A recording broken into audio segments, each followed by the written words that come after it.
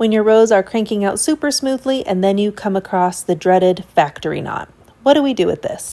Fortunately, it's a very easy fix. Now you want to stop cranking out your rows before it goes up into the yarn tensioner or the yarn holder, and we're going to cut this bad boy out. So we're going to get our scissors, and I cut out the knot on either side.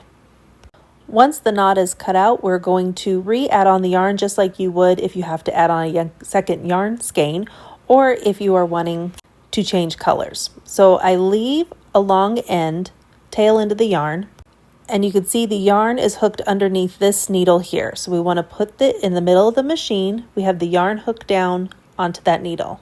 Now we're going to grab the tail end of our yarn skein and we need to re-add it back onto the machine. Now we don't want to leave a gap in between the two needles, so we want to make it like it's a continuous piece of yarn. So we need to make sure that we don't skip any needles, but it's almost like it's a continuous piece of yarn. Between the two needles right at the peg, they're going to come together. So now we're going to crank forward as I'm holding the two tail ends together because I want to make sure it catches in those needles.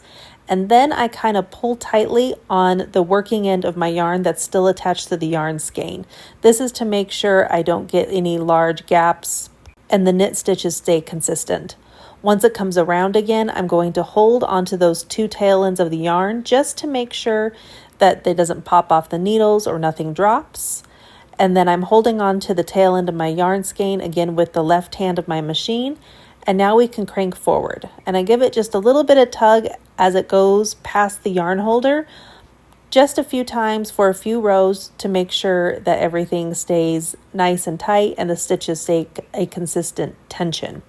After about 3-4 rows of doing this, I'm just going to do a quick handover knot, and now I can continue cranking out my rows like normal. I just do a quick knot to make sure that the stitches don't fall out so they don't unravel. Once you've cranked around as many rows as you need to, you can cast off.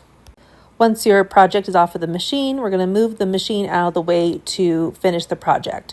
Now, before you do anything else, what you want to do is where those two tail ends of the yarn have come together, we want to secure them down into place. And so I now do a knot, and I knot it about 3 or 4 times, and then you can weave in the tail ends of your yarn here, or you can cut them off however you like to finish off the ends of your yarn. And now that they're secured, they're not going to drop, you can finish making your project. Hope you enjoyed this video. Hit that like and follow button for more, and happy crafting, everybody.